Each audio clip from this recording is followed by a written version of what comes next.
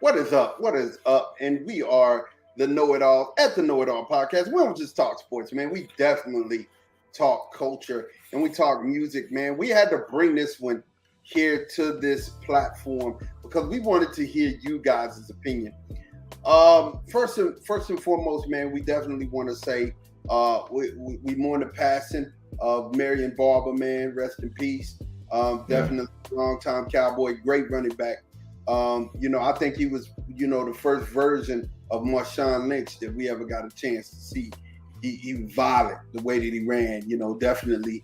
We mourn his passing, and man, it's sad to see it. Big G, what you think about that, man? Man, I think he was definitely a very good NFL pro running back. I saw him at the University of Minnesota when he first jumped off, and I remember how hard he ran back then, and then to see him go to Dallas. I don't think he really flourished like he should have flourished in the NFL because I think he was sort of ahead of the game. But definitely a great person. And, sad to see that a young man at the age of 38 lost his life. I mean, so this guy's, I ain't going to say my age, but he's considerably younger than me. Yeah. To see a guy that young go is, a sad thing. Yeah, definitely is. Definitely is. But tonight's topic, we wanted to talk to you guys about Stevie Wonder and Prince, man. I tried to tell my brother, I tried to tell Big G, man, and listen to me, man. Entertainment-wise, the best entertainer we ever had was Michael Jackson, right? The best all-around artist was Stevie Wonder. And I don't care, fight come with it. You can argue me this, you can argue me that. But I'm going to tell you, when it comes down to it, writing, song power, star power, it's always has been and it always will be Stevie Wonder, period. Mm-hmm. I'm not buying it, ladies and gentlemen. He can say all he wants to about Steve. His name is Stevie Morris, by the way, and then he changed it to Wonder. So he's a great artist. I can't take nothing away from him. But, man, there's nobody on the – listen, Ma said talking about the greatest entertainer and all whatever else. Man, like I said, international, I'll give Michael Jackson his props. But Prince Rogers Nelson is that guy, right? So, we'll talk about it and chop it up and all whatever else. But I'm telling y'all, and see, this the thing. When we get into it, we really want our fans to weigh in.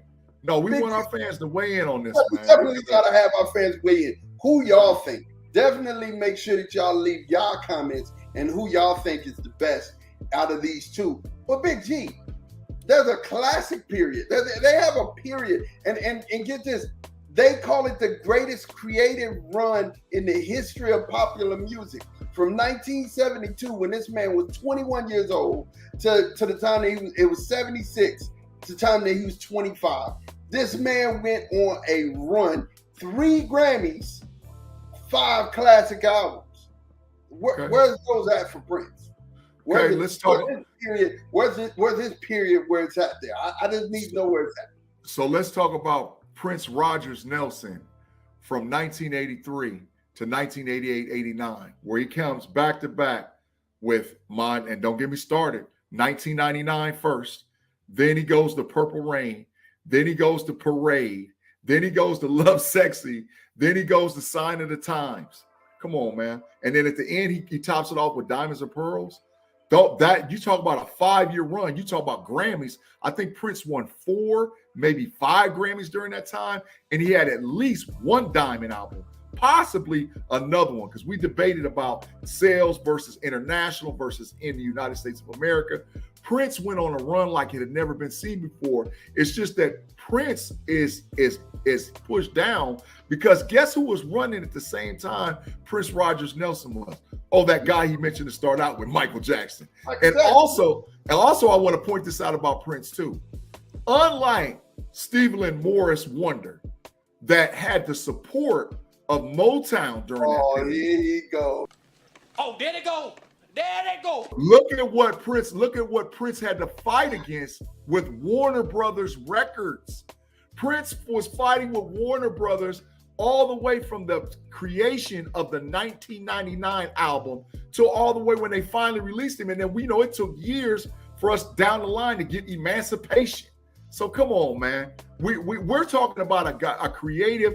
Oh, and not to mention, let's talk about the creative period and all whatever else. Last I checked, Purple Rain was a top 20 movie ever in the United States of America. It's considered a top 3 cult classic. Does Stevie Wonder have any movies laying around anywhere? Oh, and then by the way, Rogers Nelson also created a movie called Under the Cherry Moon. Wait, and then he had another movie that he created after that one. So where's Stevie Wonder laying around with all the movies? You talk about entertainment and entertainer. Prince was a movie star. He got soundtrack. He got soundtrack. He don't have movies. I mean, but he can't see. And here's the thing. Here's the thing that he can't even enjoy movies. So why would he be in them? Here's the thing that I'm saying. This man started making singles uptight. I was made to love her. This is 66, 67. Meanwhile, like I told you, he in 72, he was 21. So 4 years before that, where this man is 16, 17 years old, he's having to hit singles. That I was made to love her. Someday at Christmas, for once in my life, my Sharia more. And then he goes on this run where it's just crazy. Music of My Mind, Talking Book, Innovisions, Songs from the Key of Life, and then he finished it off with Journey Through the Secret Life of Plants. Bro, hey, what do you want from him? Let me explain that. Tyrese, What more do you want from me? what do you want from me? Let's just say this. We ain't even got to jump album to album. Let's just stop with Purple Rain, right? Let's talk about how many hits he had just on Purple. We're not going to talk about Parade. We're not going to talk about Sign of the Times. We're not going to talk about Around the World in a Day. We're not going to talk about 1999. We're not going to talk about Love Sexy, because all of these albums was back to back to back to back to back. So we're not going to jump. And guess what? Out of all of them singles, guess what his greatest single was out of all of them? Kiss.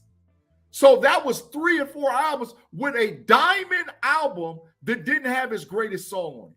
So Kiss is his #1 single of all time, and it was 4 albums after a diamond album called Purple Rain.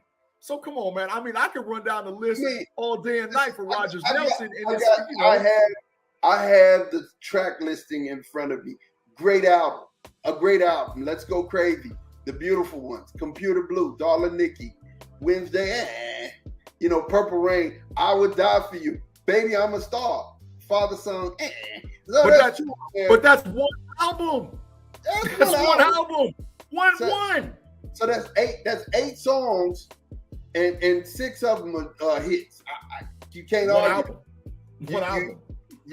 What are you saying though? I mean, I could pull out one album too. I mean, what I need to do? A Song from the Key of Life. I'm pulling out one album. Love's in the Need of Love Today with the Winans. What are you talking about? Have a Talk with God, Sir Duke. What are you talking about? I mean, knocks me off my feet. Pastime, somersault. What are you doing? Listen, I understand.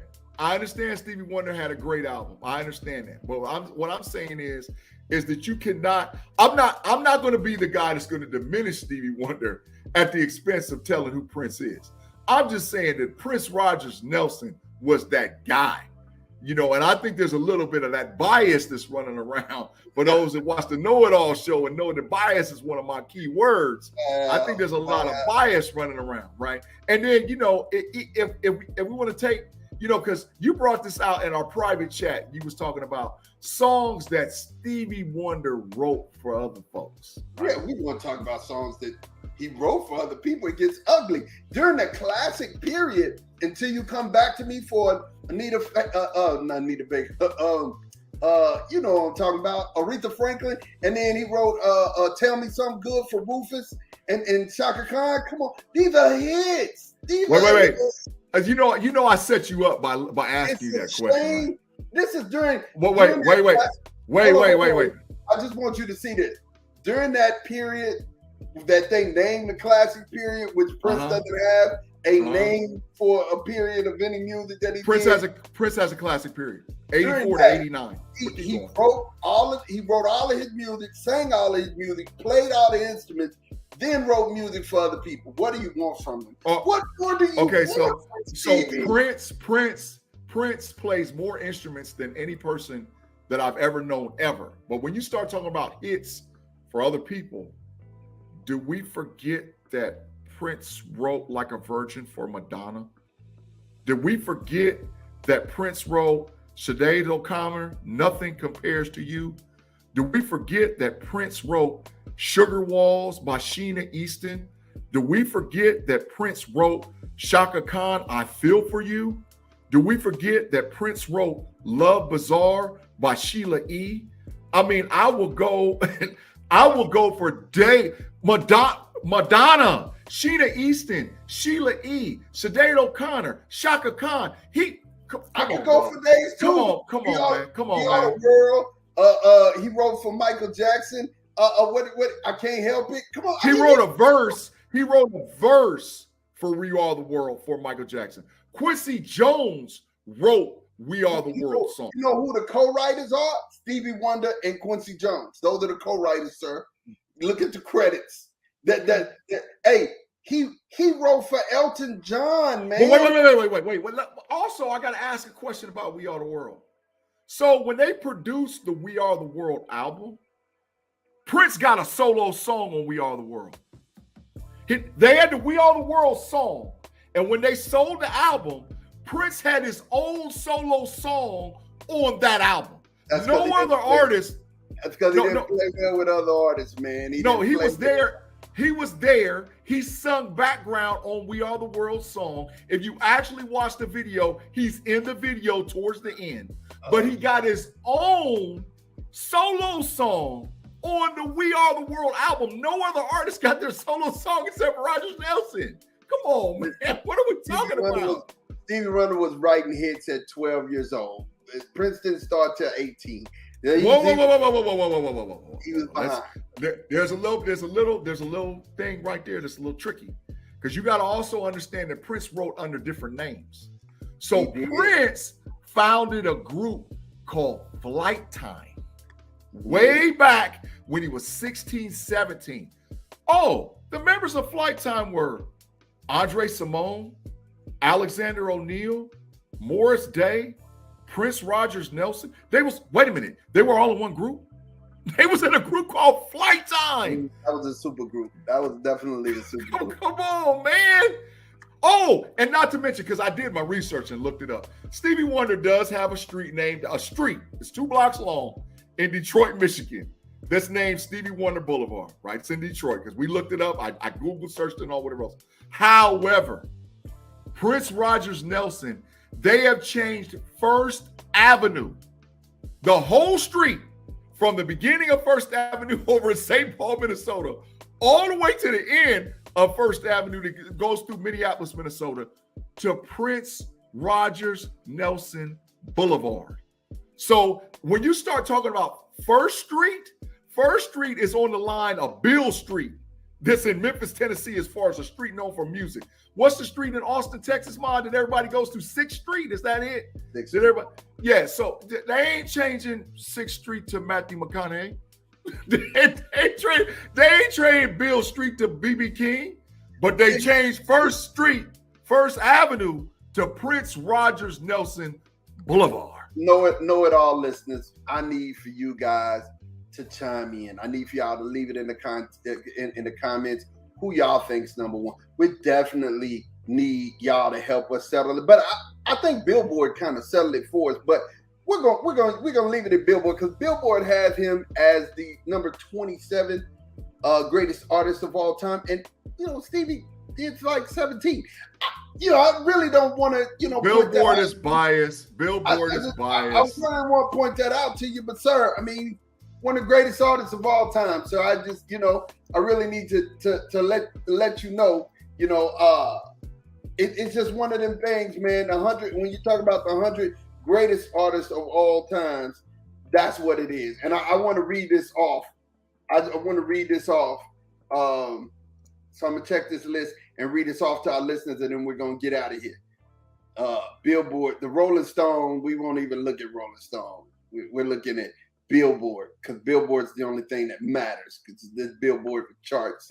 It's biased, it's an opinion, so we'll listen to it, but it's biased and it's an opinion. Okay, so we got the Beatles number 1, the Rolling Stones number 2, Elton John number 3, Mariah Carey number 4, Madonna. How is she? What is she doing in the top 5? Get her out of there. Anyway, keep going. Barbara Streisand number 6. What is she doing up there? Get her out of there too. Keep going. Aforementioned Michael Jackson. Oh, I'm sorry. I actually moved Stevie back some. Michael Jackson, the aforementioned number 7. Taylor Swift, the newest artist to this list, is number 8. Oh, Stevie Wonder is number 9. I'm sorry. He made top 10. And then we have Chicago, number 10. Whitney Houston, number 11. Paul McCartney, number 12. Elvis Presley, 13. Janet Jackson, Michael's sister, number 14. Rod Stewart at 15. Drake at 16. And here's where we have Prince. There's no way in God's green earth that Drake is a greater artist than Prince Rogers Nelson. You have lost your mind if you believe that there, in any way, shape, form, or fashion, that Drake can compare to Prince Rogers Nelson. Like I said, Billboard is biased, it's opinionated, it's somebody's story. We ain't talking about what a true artist Prince Rogers Nelson actually was. True artist indeed. And KnoitAllz, thank y'all for rocking with us, man. We out of here. Peace.